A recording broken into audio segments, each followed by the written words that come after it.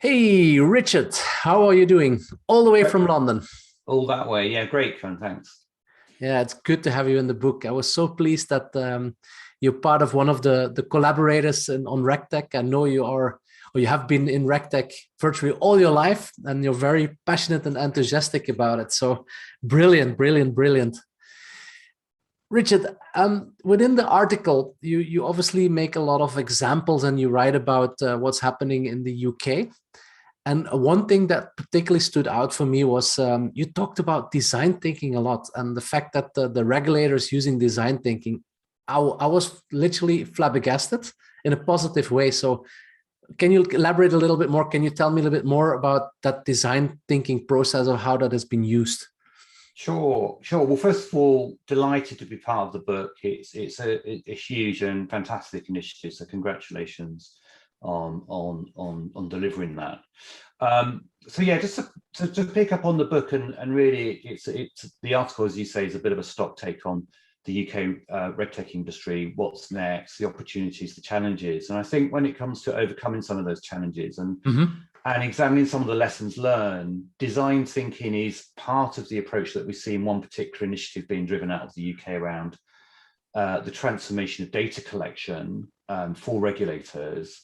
And I think it's a recognition that there's been some fantastic innovation work done Mm-hmm. that's got us to proofs of concepts around how things like distributed ledger technology can deliver more effective reporting, but also recognition that in order to implement that, we need to, at a system level, think about how do we solve some immediate problems, produce a roadmap Mm-hmm. to that better future state outcome in terms of design, and then how do we take all the stakeholders that are required to deliver that and move through that roadmap together. And so the way in which this particular initiative has been structured is very much let's look at some core principles around developing common data models, reporting requirements, and an Yeah, integrated yeah. approach, and then move forward together.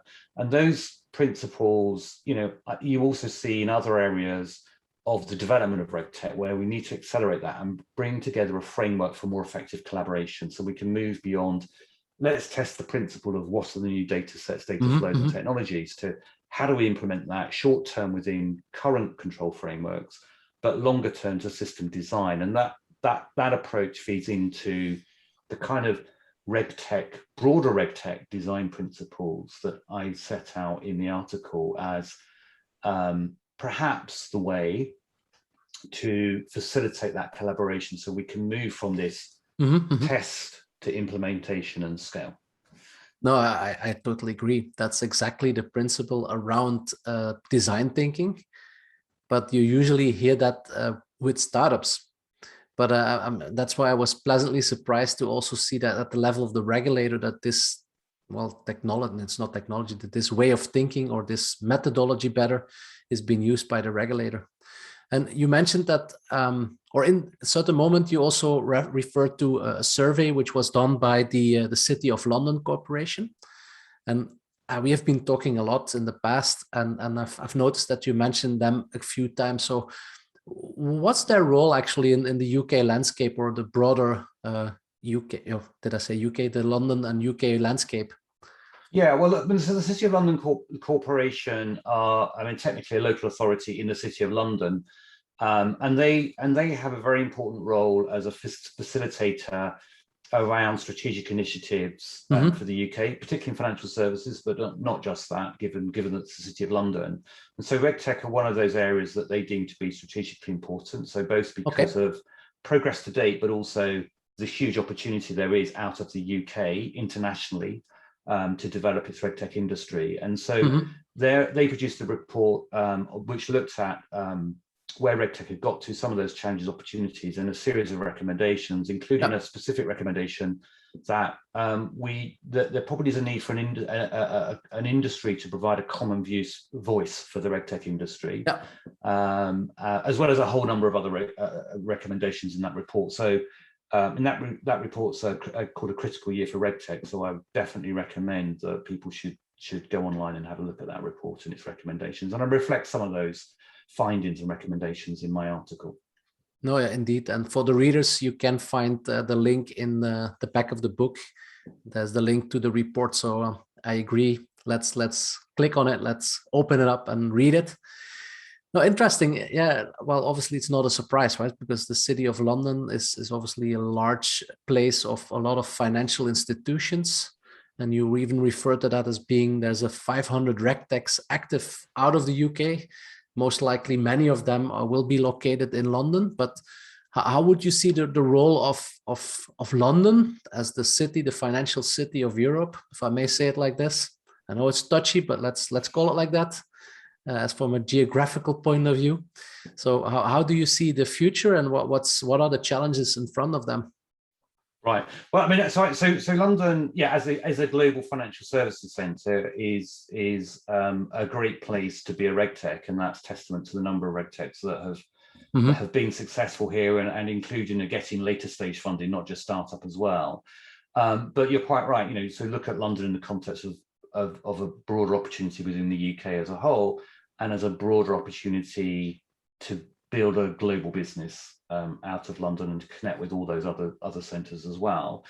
And that's been for a long time because of the ecosystem in London and the border of the UK, where you have that co-location of legacy financial institutions, fast-growing fintech scene, proactive supervisors and investors, and also some of the other thing that doesn't get spoken about a lot, which I think is vital, particularly if you look at the future opportunity, is the data science capability, the data infrastructure companies, and all those organizations like the professional services firms that are actually working on the digital optimization of risk and compliance and the change, particularly in the legacy firms. So you have all those people there in one place, which means they can connect, they can work through things like design thinking approach that we're going to need to be deployed to actually affect the change, not just the innovation, but the change. And I think the other thing, particularly, I think there are two drivers that are reflected in the article that are coming out of the UK. And the first one is, and this is really exciting because it's keeping a lot of us very busy at the moment, is the huge growth in fintech in its broadest sense, enabled through banking and infrastructure as a service. And I think that's a huge opportunity for compliance as a service, compliance technology as a service. And you just see that through the huge growth and investment in fintech, and talking to the people, not just the compliance functions, but the chief executives, the chief operating officers, chief technology officers, who want a more efficient way to bring products to market that are better, more targeted to consumer needs, but are safer and manage their overall regulatory risk, and to do that through a kind of API economy into there. And that increasingly is being driven out of London, in addition with this next generation of industry-wide initiatives that are being driven by design thinking and some of the RegTech design principles that I set out in the article. No, interesting, and I agree with you that banking as a service seems to be the next hype. It's all about platform thinking. If you would knock it down into simpler terms, I think it's about platform thinking and having things modularly available. And it's true also that a lot of that early initiative came from London, from initiatives out of London. So, hey, Richard, now we spoke a lot about the article itself, but what about you? What keeps you busy? How is your relationship with RegTech as a person? Yeah, well, first of all, I haven't been doing RegTech all my life. That would make Sorry for that. that would make RegTech a very, very old category. So, which it's not. But I have been involved in RegTech from probably 2015 out of London, when I was a founding team member in a behavior analytics firm. And what's interesting about that, my personal story is, that firm was set up was founded as a firm initially to improve the investment performance of portfolio managers by taking various data sets, providing an analysis of decision making and then trying to use that to improve their investment decisions. But the chief compliance officer at Man Group said, I'd like that as a compliance system for surveillance, for market abuse. And as we went through that, through the iterations you go through as an early stage company on market and product fit, the whole RegTech category is coming out of London, right? Driven by the FCA originally and their call for inputs on the industry.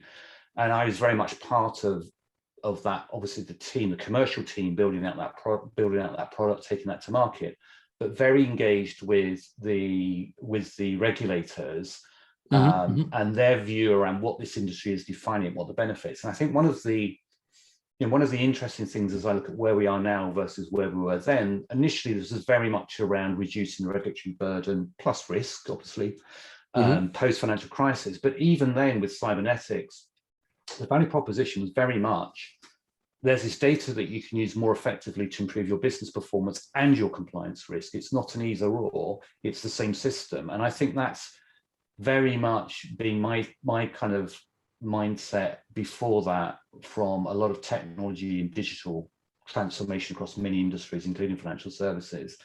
And for me, that's what keeps me very excited now about the opportunity and the opportunities that I'm working on now, right?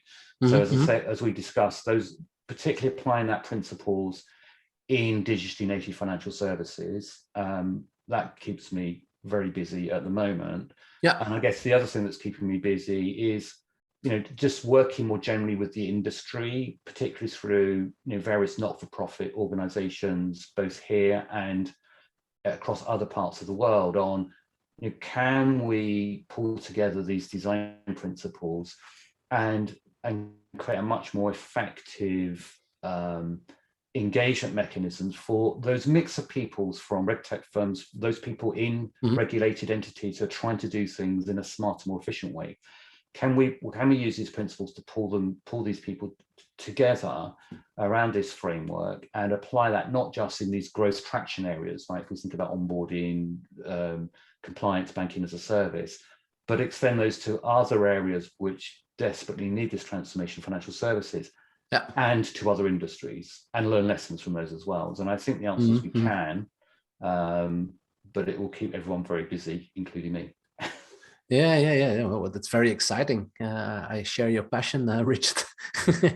I feels like in the book it's often being referred as being there's a new maturity level of RegTech, and it's going beyond the financial industry, but it's also going beyond solving something just as a service, as a product, but it's more the strategic thinking around it and the fact that collaboration is the key going forward.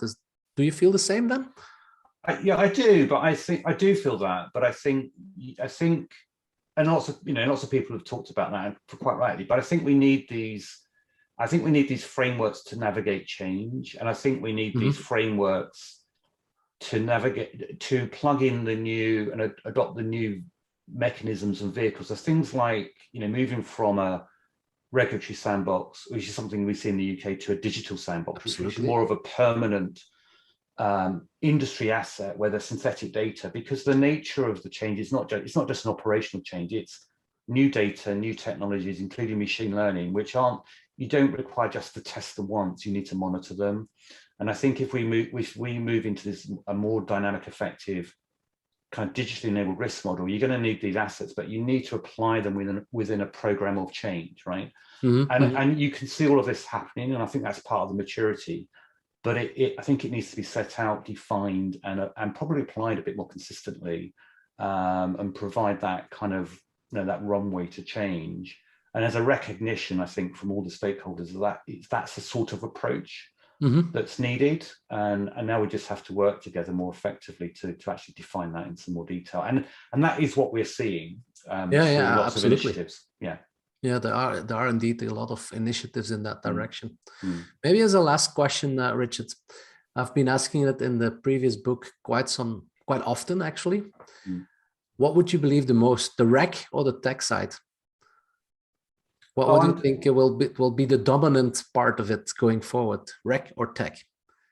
Well, I think, well, I mean, I'm a bit biased because my background, I mean, although my background is tech and technology transformation, and I've seen that in multiple industries, some regulated, some not.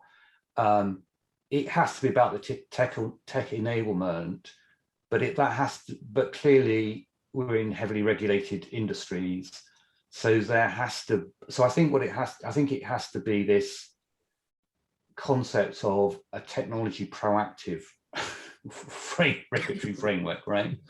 And maybe that's a whole different article about what that means. In fact, actually, that is definitely one of the areas where, in the context of these initiatives, there needs to be some work to define that more clearly around, there's this concept of tech neutrality, which I understand it, but we have to be proactive around understanding the fundamental impact of new data sets and the new underlying technologies on existing control frameworks and more effective system design.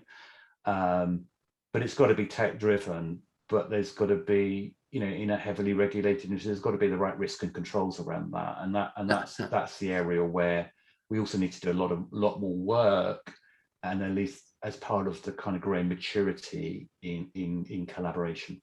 Yeah, so it takes two to tango, to be honest. Huh? You cannot just say one is the other. It really comes together in a sense. Yes.